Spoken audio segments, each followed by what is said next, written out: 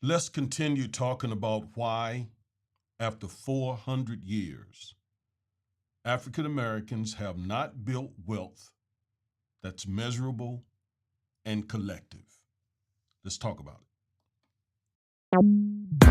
Get ready for a kingdom encounter. The kingdom of God, justice and righteousness. A kingdom encounter. Teaching believers, training leaders, transforming communities. It's a kingdom encounter. So, I have been talking about why African Americans have been in this country for over a little bit over 400 years, and we have not built any measurable wealth. That is a question that baffles me, and we want to know whether or not it is the result of things endemic in the Black community that prevent us from building wealth, or whether it is systemic racism, or perhaps both. A little bit of one, a whole lot of the other, vice versa. We just need to know because we shouldn't be in any nation for 400 years and not have built any considerable, measurable wealth. Something is really wrong when that happens.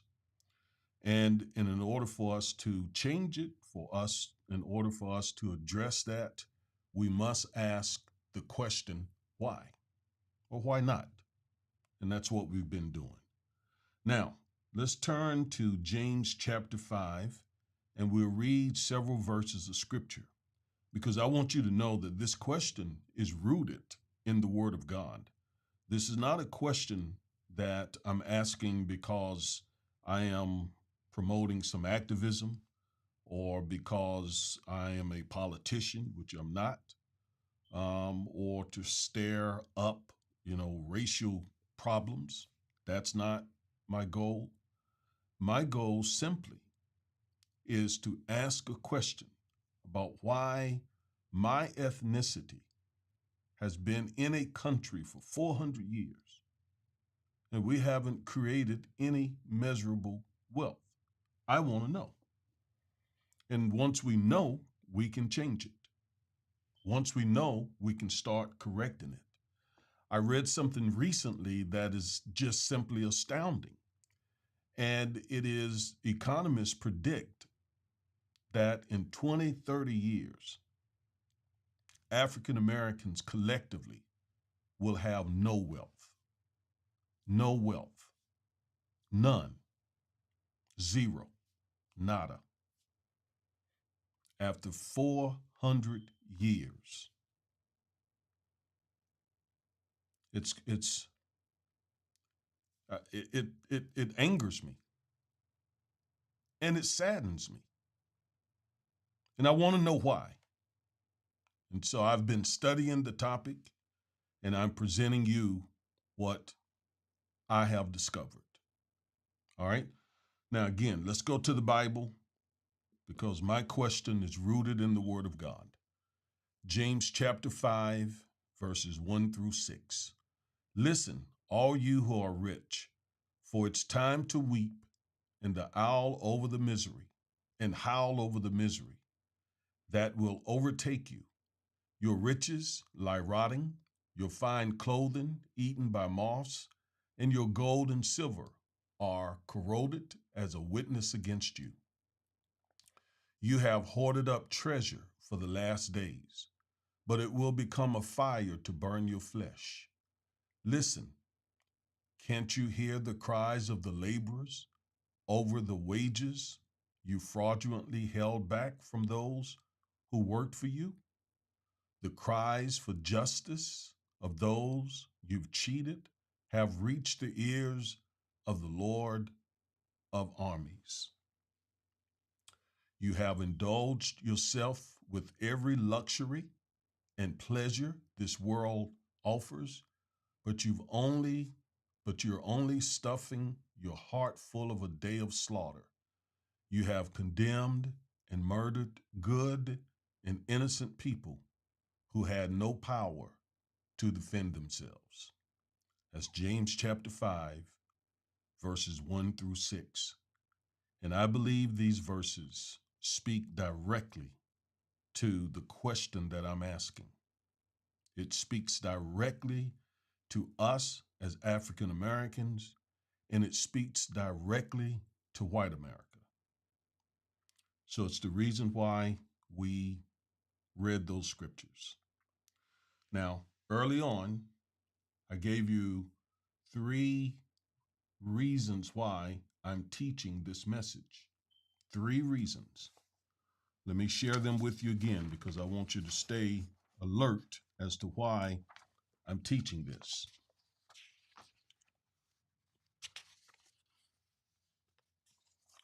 All right, so the first reason I'm teaching this is to eliminate confusion among African Americans regarding why we haven't built wealth collectively, to expose the racist methods whites use to prevent or destroy Black wealth creation, and third of all, to educate African Americans as to what systemic changes need to occur for Black wealth creation collectively. Now, at this part, let's say I was in a trial. I'm an attorney. I've tried cases over the years. And let's say I was at this stage of the trial. I probably at this point would call my expert witness.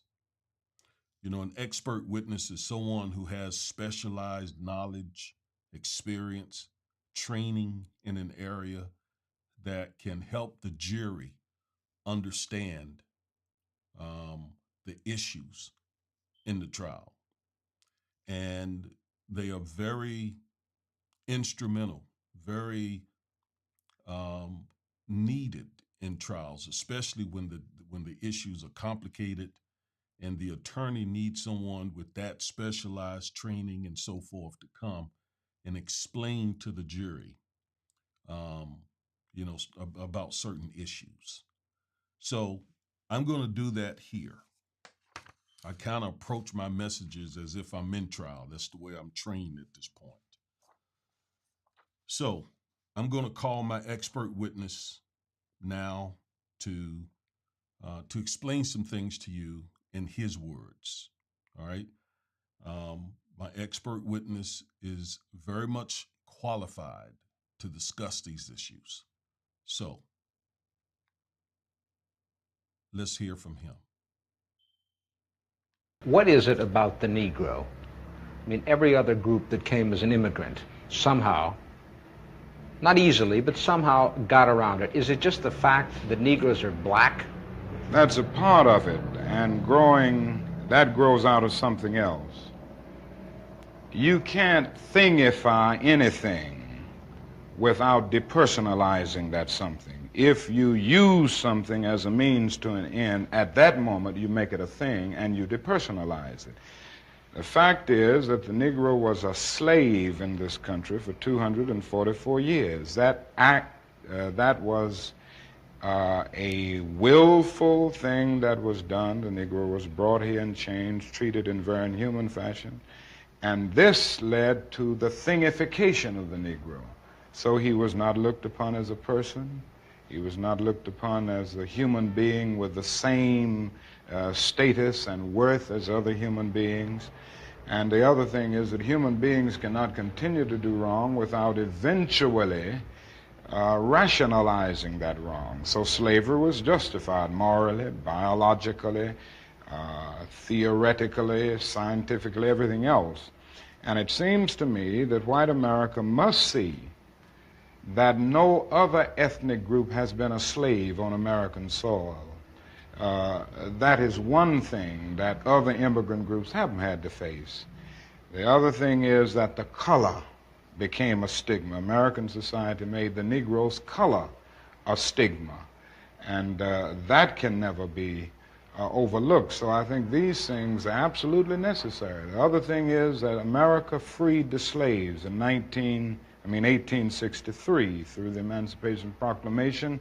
of Abraham Lincoln, but gave the slaves no land or nothing in reality, and as a matter of fact, to get started on. At the same time, America was giving away millions of acres of land in the West and the Midwest, which meant that there was a willingness to give the white peasants from Europe an economic base. And yet it refused to give its black peasants from Africa, who came here involuntarily in chains and had worked free for 244 years, any kind of economic base. And so emancipation for the Negro was really freedom to hunger. It was freedom to the winds and rains of heaven. It was freedom without food to eat or land to cultivate, and therefore it was freedom and famine at the same time. And when white Americans tell the Negro to lift himself by his own bootstraps, they don't look over the legacy of slavery and segregation. I believe we ought to do all we can and seek to lift ourselves by our own bootstraps, but it's a cruel jest to say to a bootless man that he ought to lift himself by his own bootstraps. And many Negroes, by the thousands and millions, have been left bootless as a result of all of these years of oppression and as a result of a society that deliberately made his color a stigma and something worthless and degrading. What is All right, so that is my expert witness, Dr. Martin Luther King Jr., the late Dr. King, and he laid out for you in under 4 minutes why he believes African Americans at his point of death had not created any measurable wealth. And you heard the question of the interviewer. He asked Dr. King, what is it about the Negro? It's not the word we would use today. What is it about the African American? And he said other immigrant groups have come here. Well, let me rephrase that. Other groups have come here and have overcome, being the outsiders. Why is it that the African American has not? And Dr. King gave 4 answers in that short statement. One, he said, America thingified blacks. That means that America, in law, in custom, reduced blacks to things rather than persons. And again, that was done in law, and in custom, and in religion. They use religion to support that erroneous notion that blacks are, again, things.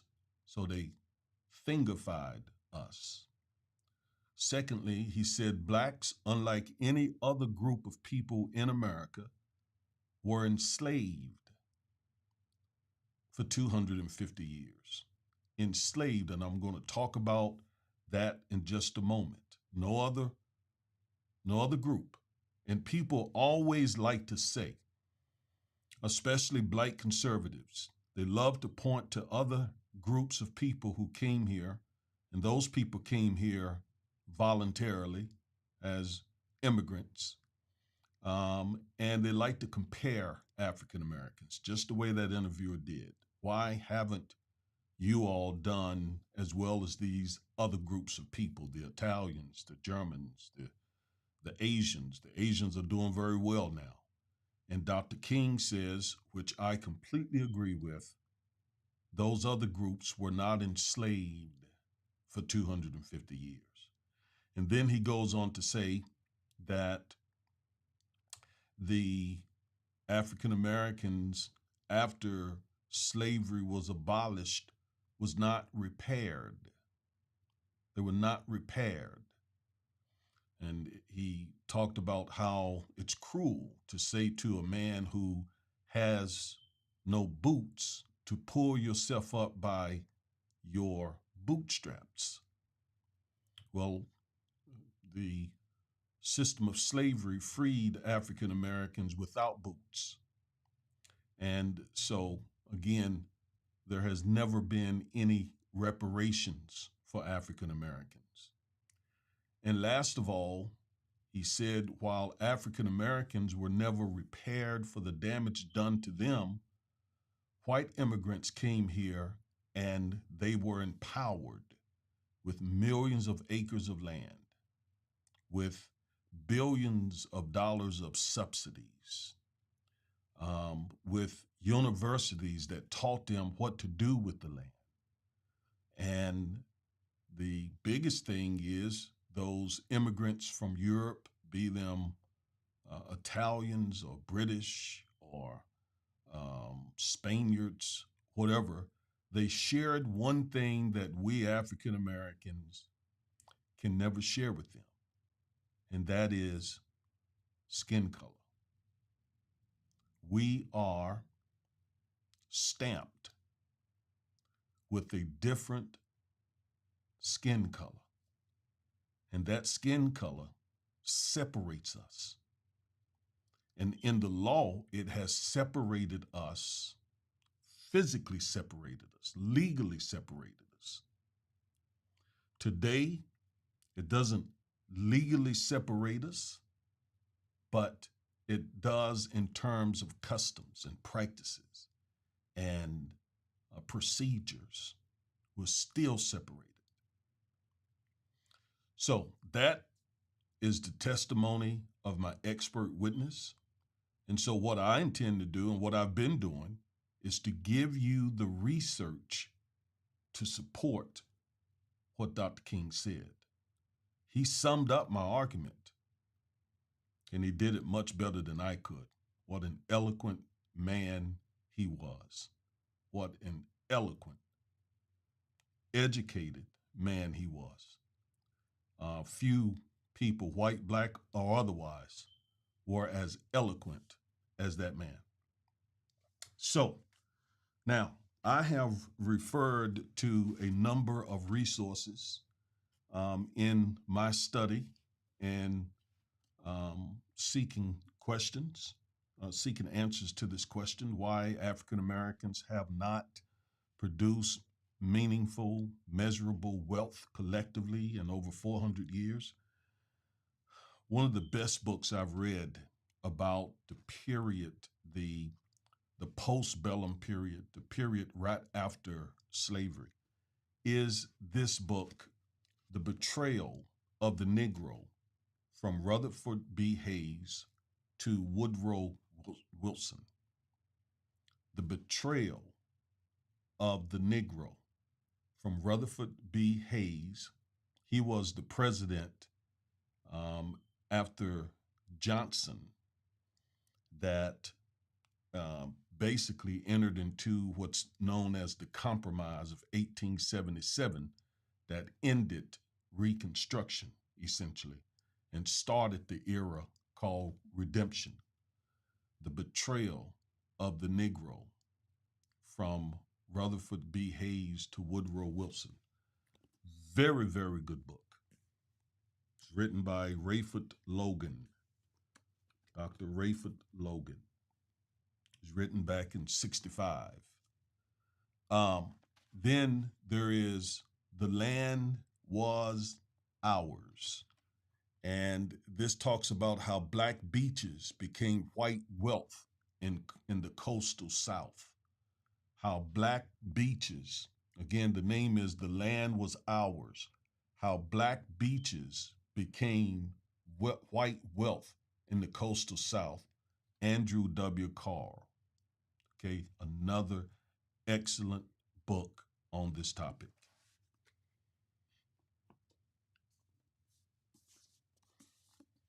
Another book, Caste, The Origins of Our Discontent, by Isabel Wilkerson.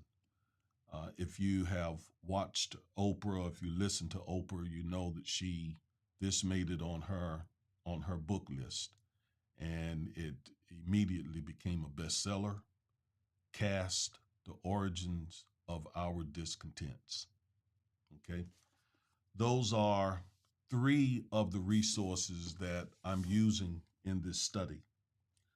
And again, the information, the research in my study materials are very much in support of Dr. King, what he just laid out. All right. All right. So let's get into this. Now, last week, I started out by telling you that I wanted to confirm what Dr. Claude Anderson said. Dr. Claude Anderson said that during slavery, African Americans owned 1.5% of America's wealth. And in the 21st century, late into the 21st century, African Americans still own 1.5% of America's wealth. Okay? Now, I wanted to research that topic, that number, to see if Dr. Claude Anderson was correct about that. And I had no reason to doubt him. I just wanted to have several different people to chime in on that. And what I discovered was his number is incorrect, but by a very little. So statistically, he is correct. But according to the Federal Reserve Board, let me put that up. According to the Federal Reserve Board, African Americans today hold only 2.9% of the wealth of this country. Again, Dr. Claude Anderson said it was 1.5%. The Federal Reserve Board says it's 2.9%. And again, statistically, that's pretty much the same. I mean, it's just 1.5% different. At any event, it is very, very, very low after 400 years. After 400 years. And so having been thingified, to use Dr. King's term, and enslaved, never repaired, and competing with people who have gotten, you remember I said something in the very beginning. Let's look back at it. I quoted the Samuel Du Bois Cook Center on Social Equity at Duke University. Those scholars said white Americans have been provided with up escalators that can ride to reach their goals without hurdles. Meanwhile, Black Americans have been forced onto down escalators, which they must run up to reach their destination. So, the scholars at the Samuel Du Bois Cook Center on Social Equity at Duke University agrees with Dr. King. And the reason why is because the facts are the facts. All right, so what we're going to look at today, I've been trying to get to it. And that is, we're going to get to chattel slavery and how awful it was for Black Americans.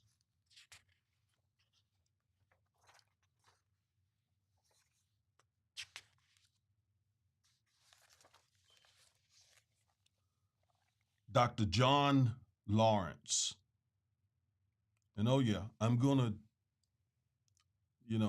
I'm citing sources. I'm not giving you my opinions. I'm citing sources. I'm a well-read, I'm an educated man. I don't I don't answer questions like this off the top of my head. So that when I discuss these things, when I teach these things, or when I debate these issues, I know what I'm talking about.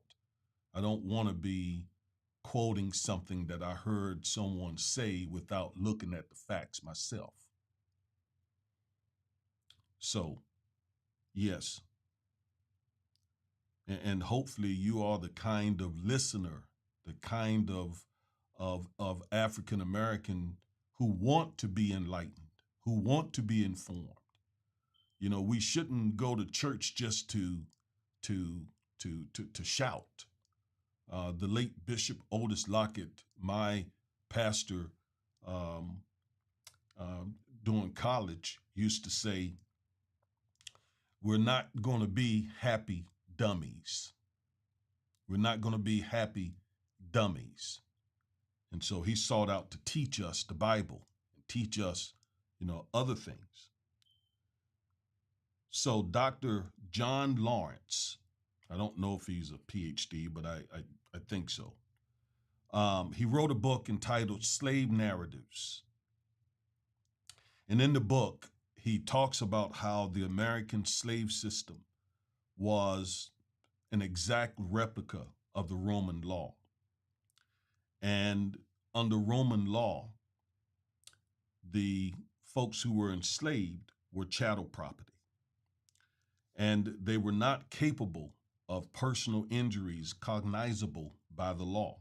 So if someone injured slaves, they couldn't sue the person who injured them because they're property.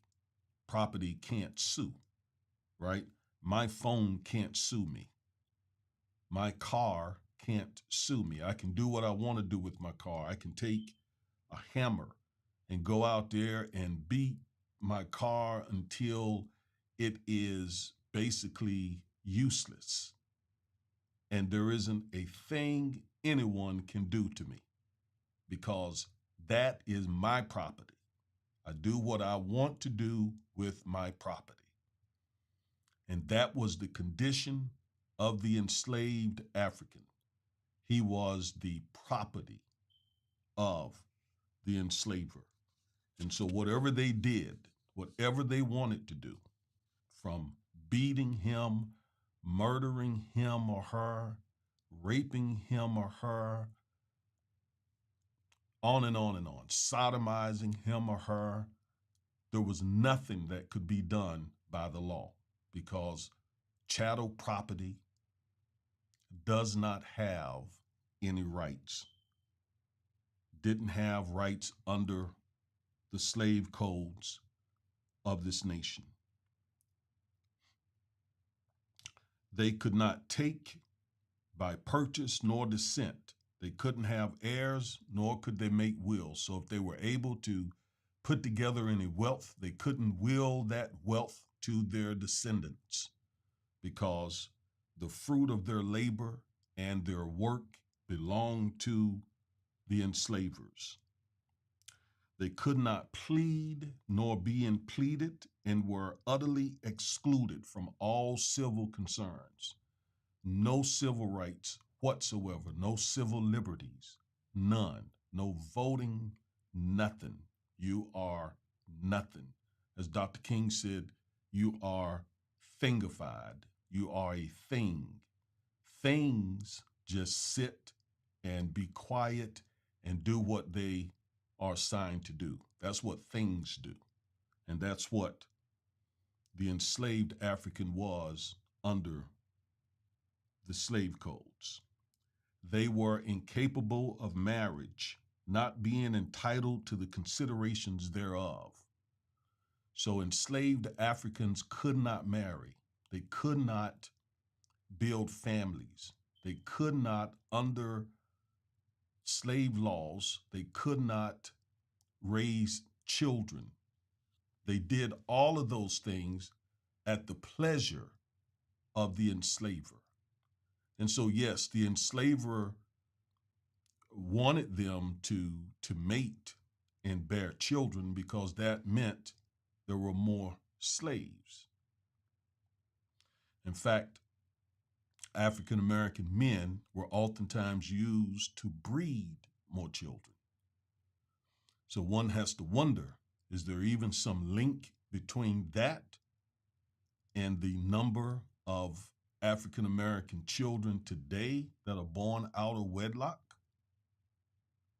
So even when I hear people talk about the cultural issues endemic in the Black community, I still point to 400 years of oppression because I believe they created many of those pathologies that we decry.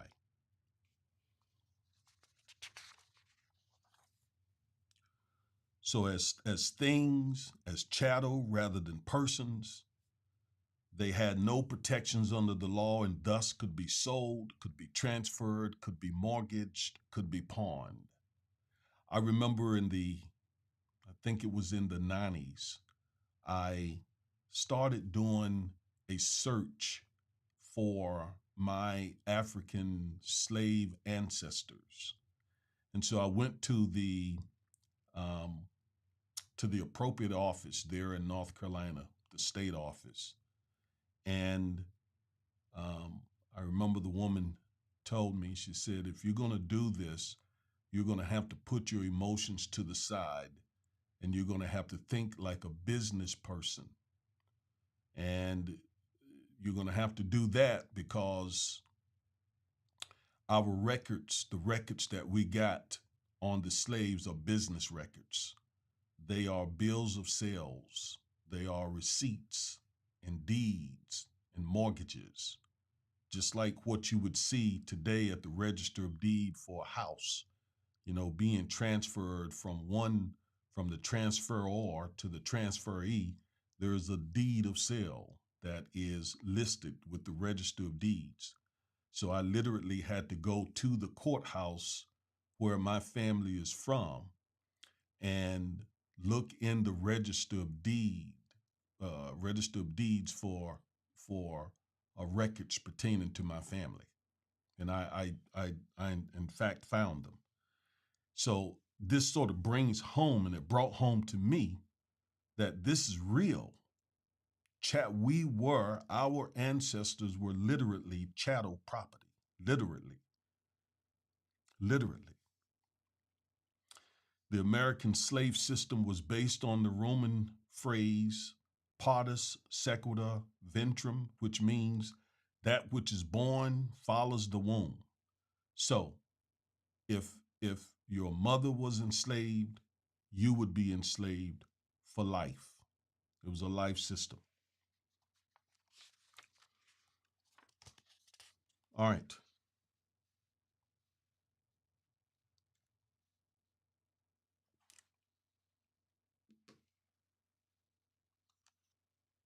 So we just covered this slide based on Roman civil law, where chattels of their masters, had no names except the masters, no legal rights. Their labor belonged to their masters, could not marry, could not be sold, born into slavery for life, and couldn't be educated. Now, I want to read for you an excerpt from John Lawrence's book, Slave Narratives. And I'm quoting him. He was a white man, by the way. That we may proceed intelligently and in the discussion of the subject upon which we have entered, it is important to understand precisely what American slavery is. Some learned men have confused this subject by confounding the relation of the slave with other relations from which it essentially differs. An apprentice, a miner, hired laborer, serf, or villain is not a slave. All these relations lack, as we shall see, the distinguishing feature of slavery.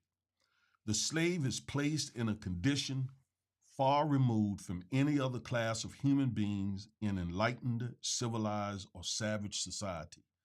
He stands in a legal relation below all others. The American Slave Code describes the slave and slavery with remarkable precision and horrible distinctiveness. According to that code, a slave is a chattel. Listen at this. He is body, soul, and spirit, to all intents and purposes whatsoever, property, the property of the master to whom he belongs. Slavery is that peculiar institution which, originating in piracy, systemically despoils human beings of their manhood, of all inborn rights, degrades them to the state of chattelhood, and forcibly detains them in that degradation. Property in a human creature is the essential and peculiar principle of slavery. This is the basis of the system, and all laws, regulations, usages, deprivations, wrongs, sins, sufferings, and miseries which belong to the system are built upon this foundation. Numerous and cruel systems of oppression have existed, but none of them has ventured to lay sacrilege hands upon the image of God and convert it into a thing. Remember, Dr. King talked about thingified? Well, John Lawrence wrote about thingification in his slave narratives, which was written many years before King was even born.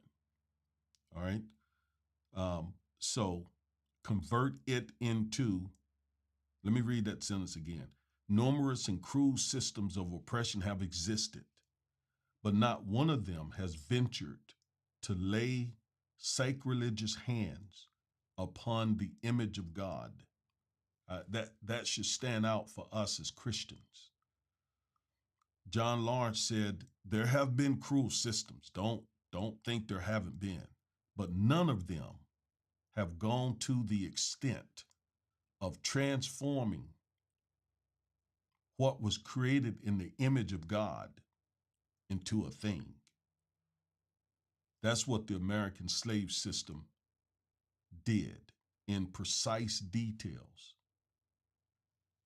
It took the African from the status of being made in the image of God and reduced him to a thing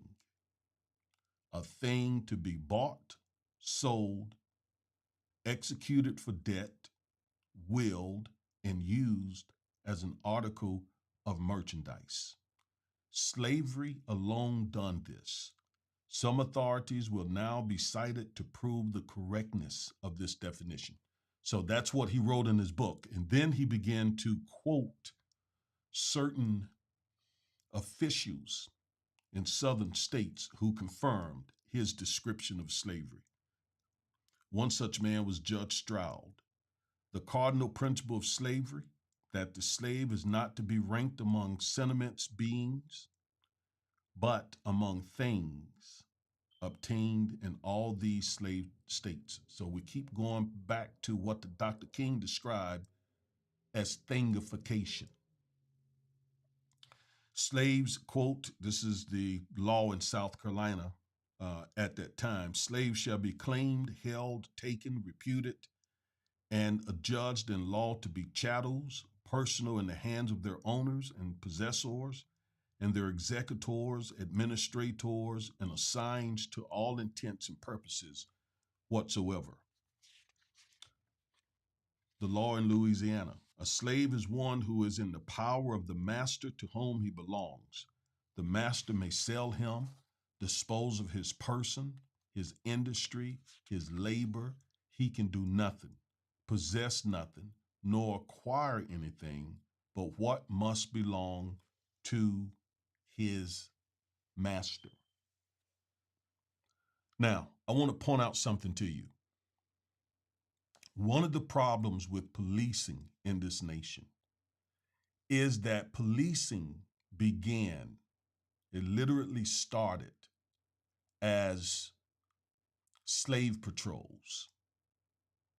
Policing started as those groups of bounty hunters, if you will, who sought runaway slaves. And so the callousness, the hatefulness that obviously those slave bounty hunters had towards slaves, we see oftentimes in policing in the 21st century. And I say that because the law in South Carolina said, or in Louisiana, the master may sell him and then dispose of his person. That is talking about disposing of his body, disposing of his life. In other words, can kill him, can murder him with immunity. And that's literally what we see. We see it most visibly where it comes to policing. That's when we see the sort of the badges of slavery come to the forefront during policing. When, in other words, we see a police officer. Let's think about Walter Scott, for example. Walter Scott was the man who was shot in the back multiple times by a Charleston, South Carolina police officer, merely because he was running away. I mean, he wasn't doing anything. He was unarmed. He wasn't doing it. I think there was reportedly he had some outstanding arrearage, child support arrearage, and that was it. But he wasn't a threat to anyone, had nothing in his hand, yet the officer shot him in the back multiple times, killing him. But see, that, where does that come from? That comes from this notion of this person is a thing. This person is not a real person. And that's why the mantra was developed: Black lives matter, Black persons matter, Black bodies matter. You see, because this was the law, and in many people's minds, it's still there. Remnants of that thinking is still there.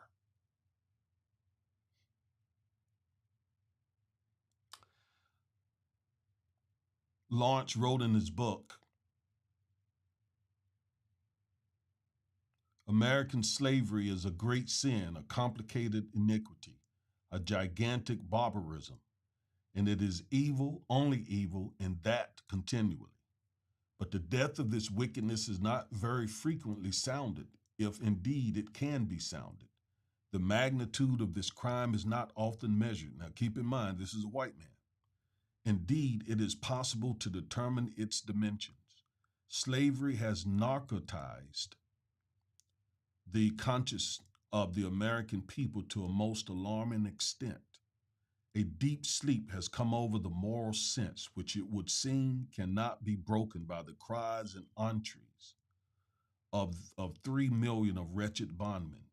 Are we not in imminent danger of being cursed with Pharaoh's hardness of heart? May we not be visited speedily with judicial blindness, such as was inflicted upon the doomed nations and cities of antiquity? The standard of national morality has been degraded to the level of an infamous lower law enacted by the scheming political traitors. Watch this. Our national government in all its departments, executive, judicial, legislative, has been transformed into a pliant tool in the hands of unscrupulous oligarchy. The powerful American churches have ceased to be asylums for the oppressed, defenders of the downtrodden, uncompromising foes of tyranny.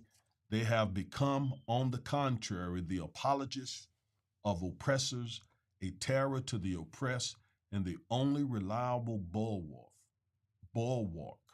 of American slavery. We see that so glaringly today. White evangelicals fit this description to a T. All right, so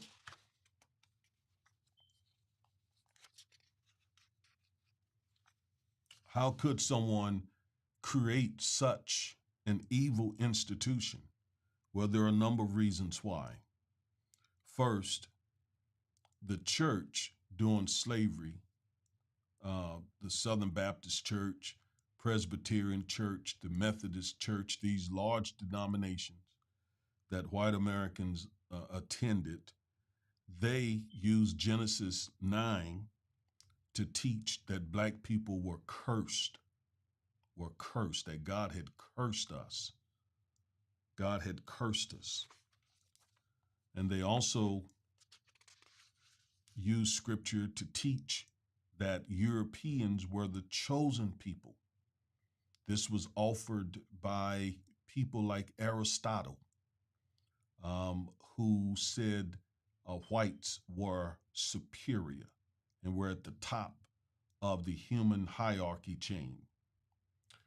They taught that blacks didn't have souls, and I actually, a white man told me that in my lifetime, right, about 30 years ago.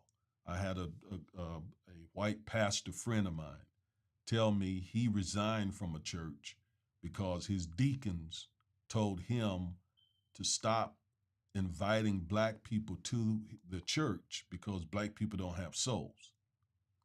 So this thinking still exists to this day. Now, as horrible as the Roman system of slavery was, and I'm going to tie all this in just a moment to why there was, you should be seeing it, but why we, for 250 years of the 400 that we've been here, definitely could not create any wealth. So we can account for 250 years.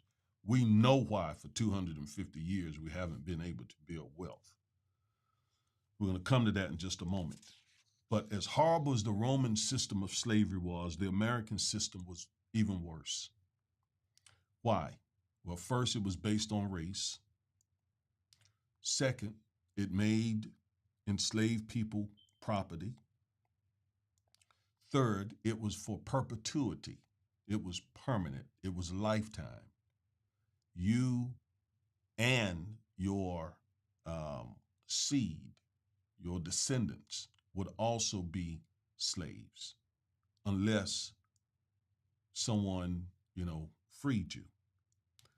It was also embedded in our Constitution, in the United States Constitution, which, by the way, still has 7 or 8 of those slave clauses in it to this day. And even our national anthem has remnants of the slave institution in it. It's the reason why I don't sing it and don't honor it, okay? And the cruelty and evilness of the slave system, the American slave system, again, put it above all others.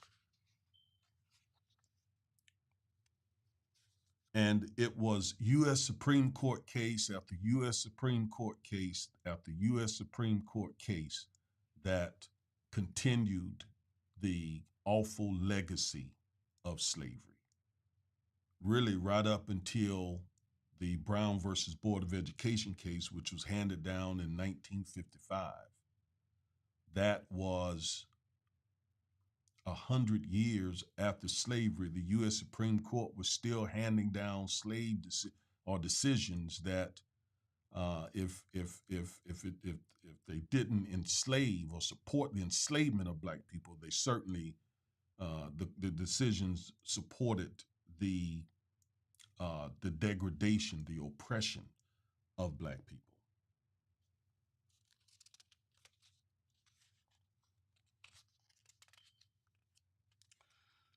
Now, in Dr. Logan's book, The Betrayal of the Negro, he offers some reasons why slavery and Jim Crow, why blacks could not build wealth during those eras, some specific reasons. So, number one, the first reason that Dr. Logan offers is the economic deprivation of African Americans, he says, and he states the obvious, but it needs to be stated, is rooted deep in slavery, in the system that we just highlighted. Now, listen at this for some specifics, okay? And this will help you understand. On the eve of the Civil War, so the night before the bullets started ringing out, 9 out of 10 African Americans were slaves. 9 out of 10. The vast majority of those 4 million enslaved persons were field hands and domestic servants. All right, now watch this now. 9 out of 10 of blacks. All right, let me put this on the screen. 9 out of 10 of the blacks, of the enslaved 9 out of 10 of the blacks were slaves. And the vast majority of them were field hands and domestic servants. That's all they knew. They only knew how to work in the fields or work in the plantation owner's house. That's it. That's all the job skills they had. That's all the education they had. That's all they knew to do. All right? Keep in mind, we're talking about why there was no wealth building, why there's been no wealth building in 4 centuries. For 250 of those 4 centuries, blacks were enslaved and they had very, very little education and job skills other than to serve the plantation owner. So the vast majority of the 4 million slaves were field hands and domestic servants. A small number were carpenters, coopers, tailors, shoemakers, bootmakers, cabinet makers, seamstress. Others were employed in salt works, iron and lead mines, on railroad construction, on river boats, and on docks. Some worked in textile mills, especially in Florida, Mississippi, Alabama, Georgia, South Carolina, Louisiana. The exigencies of the war, which increased the number of Negroes engaged in non-agricultural pursuits, particularly in ironworks, coal mines, and salt works, clearly demonstrated that, quote, Negro labor, properly directed, was adaptable to diversified agriculture and to a verified industrial program, close quote. But at the end of the war, most Southern Negroes, not a term we would use today, were without capital, no money, in other words, no assets, nothing, absolutely nothing. When the war began, they were primarily field hands and domestic servants. And when the war ended, they were still, that was the only labor they knew to do. Plus, they had nothing, penniless. Like Claude Anderson said, some of them were able to scrape together maybe around 1.5% of the wealth of the country. That means 99.5% were penniless. Penniless. But at the end of the war, most Southern Negroes were without capital, without the rudiments of education. I mean, why? It was against the law to educate them. All they knew, all the plantation owners wanted them to know was how to work the fields and how to serve in the houses. And without experience in work except as agricultural field hands and domestic servants.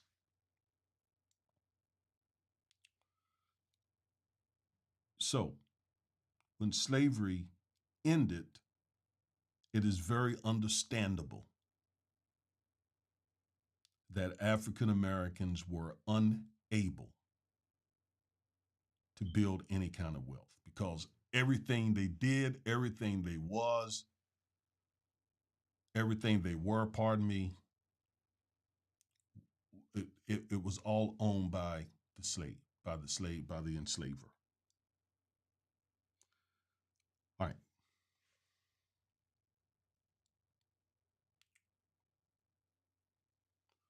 So what we are going to do now is move into the period after slavery ended, and that is Reconstruction. Reconstruction lasted for about 10 years, 10, 11, 12 years. Started 1865 and essentially ended in 1877, about 12 years later. And it was a time where it seemed that blacks were going to be, moving up the social strata. But it didn't work. It didn't work out. Some blacks were elected to Congress. Some blacks were able to start schools and different things, but it did not last long because the venom, the hatred, the anger of Southern whites was just overwhelming. And Northern whites, the ones who had fought to free enslaved blacks, were all too happy to appease the South. And after all, they were still brothers in the flesh. So they were not really going to do much more to see blacks reach equity, right? So the issue was, okay, we freed you, but we're not going to do anything to help you reach full equality, full economic and political and social equality. So Reconstruction lasted for just a short period of time. After that started the period called Redemption. And this is when the South, with the approval of the North, begin to, in their minds, redeem themselves and to reestablish white rule and white supremacy. It's a period that we commonly call Jim Crow. Jim Crow.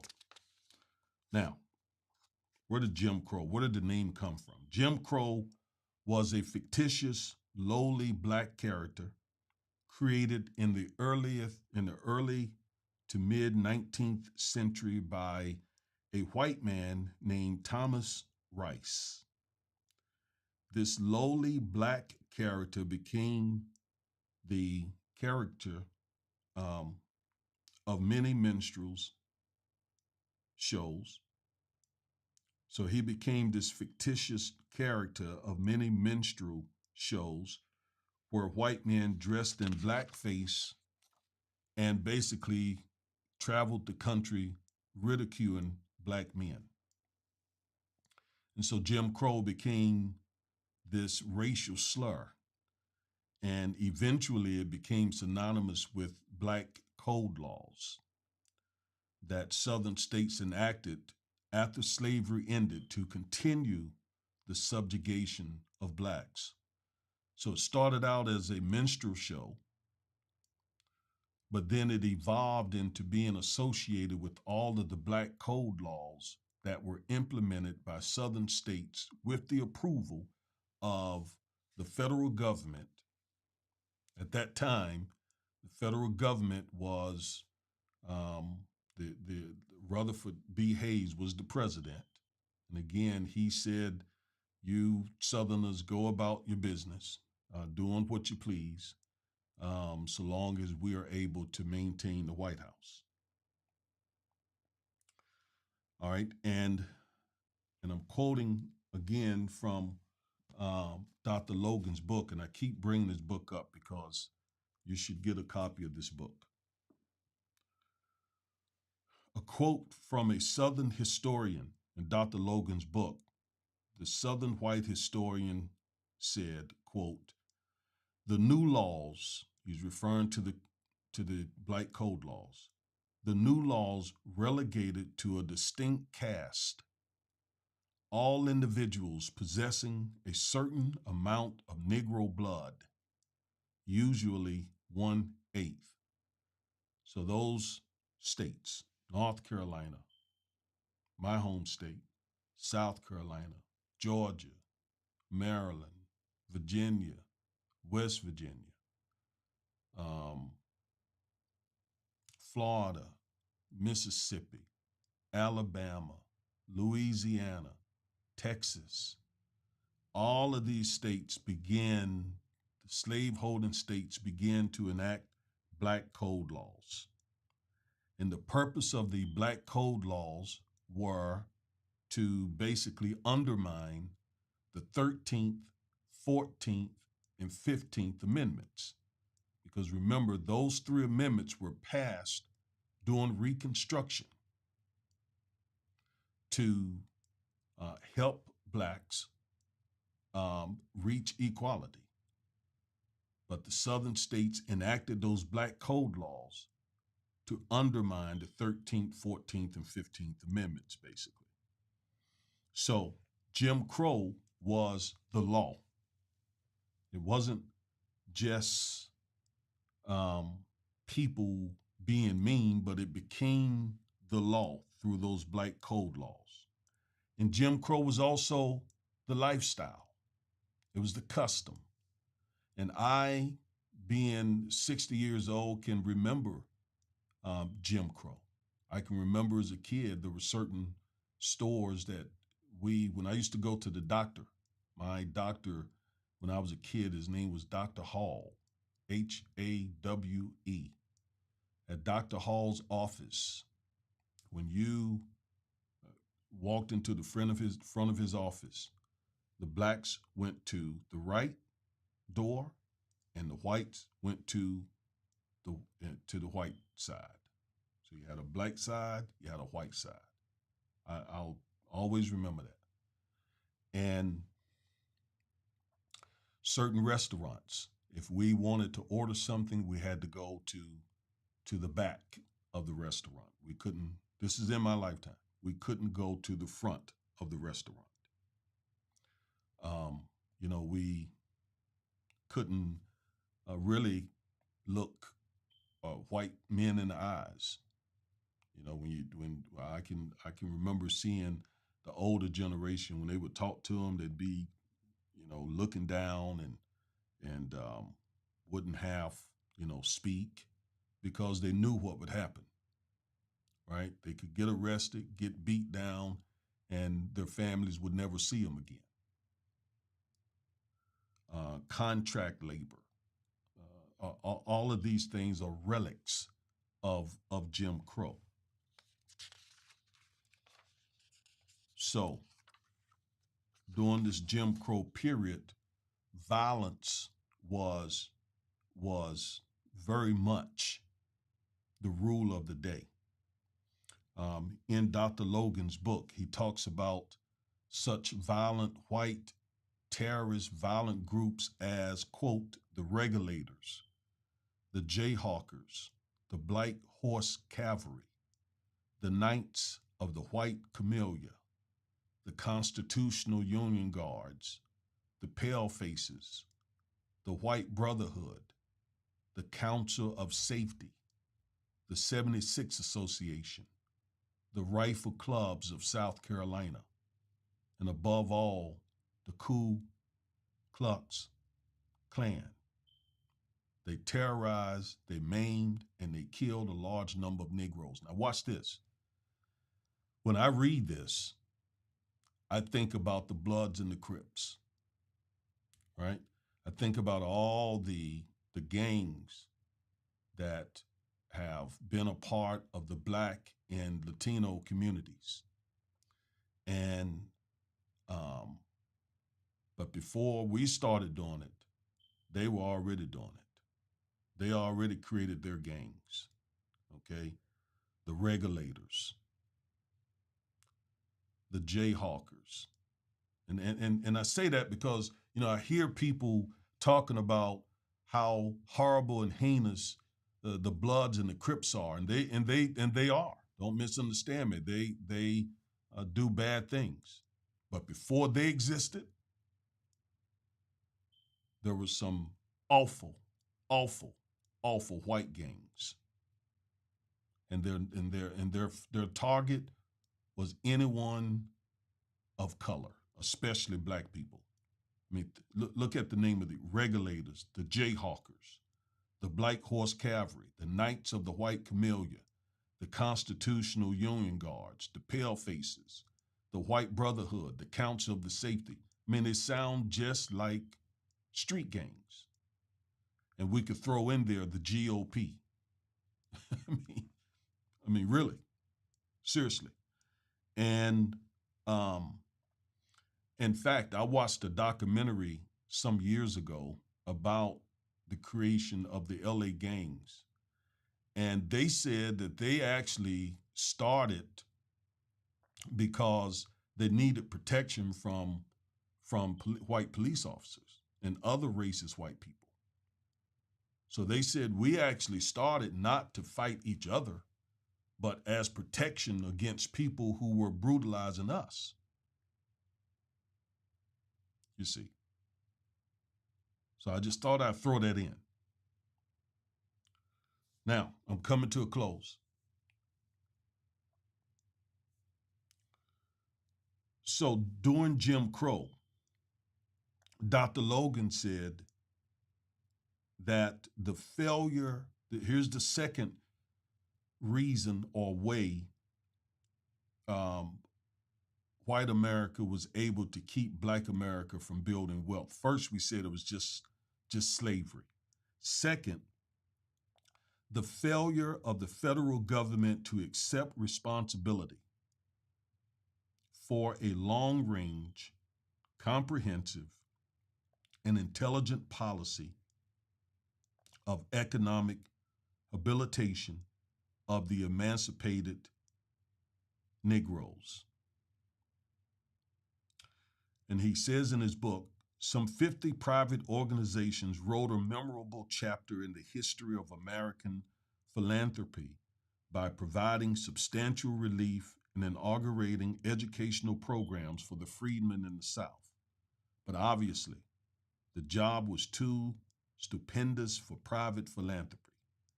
Either private capital or government action therefore had to provide the freedmen with economic opportunities to undergird their political and civil rights.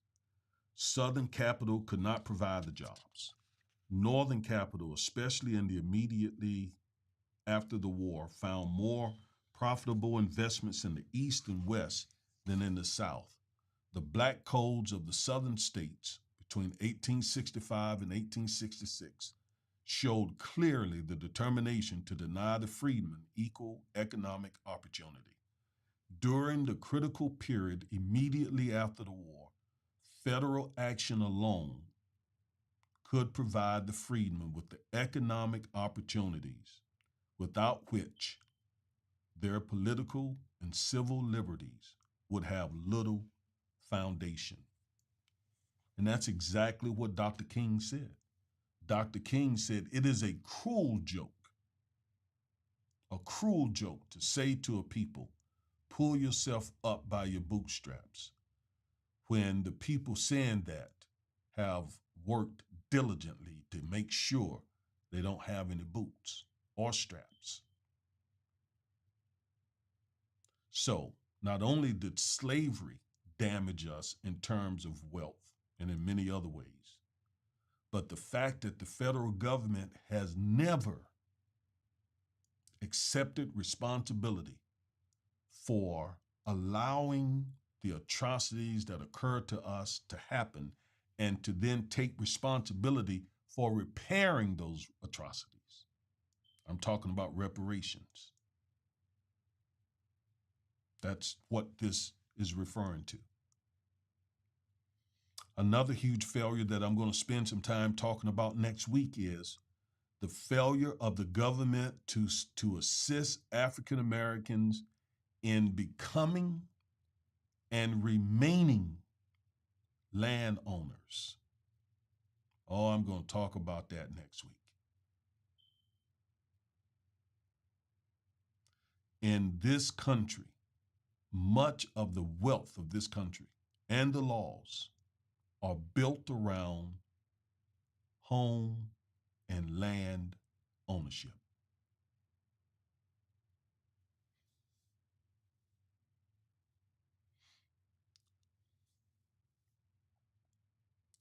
So we're going to look at that next week.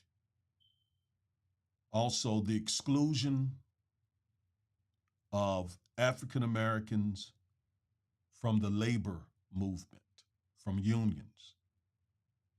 Early on, after slavery ended, Black Americans could not become a part of unions. Let me show you what I mean as we come to a close.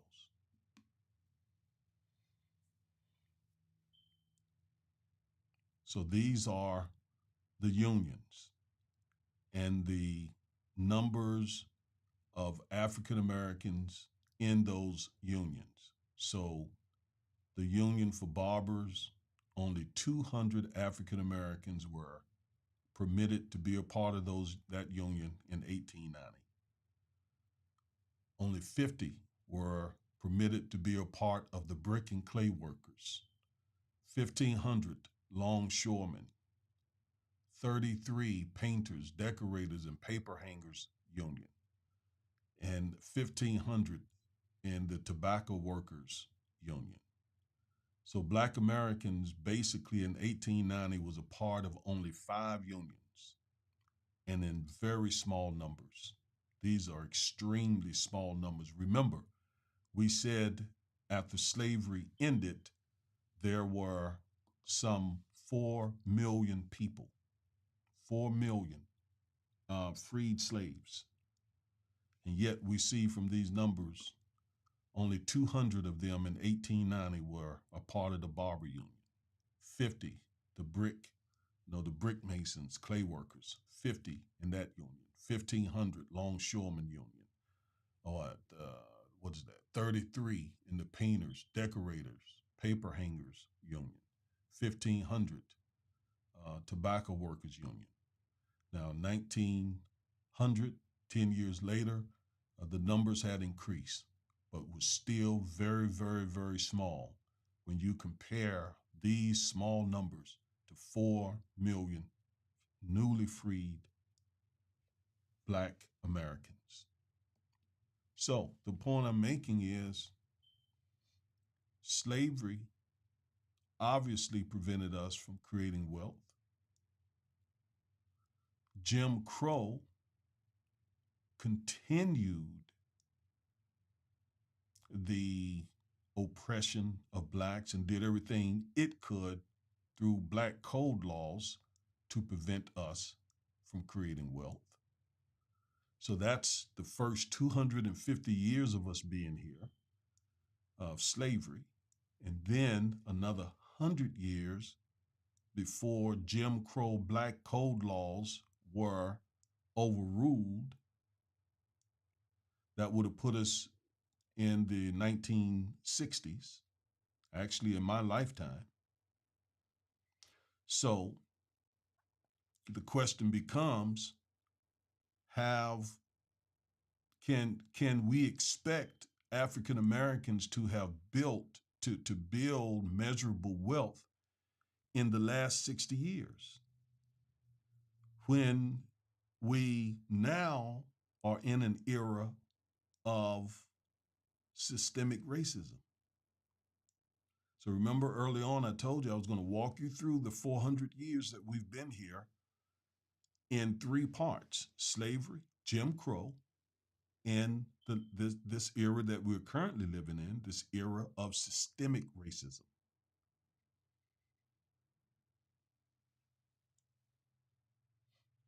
So we couldn't build wealth during slavery. We couldn't build wealth during Jim Crow.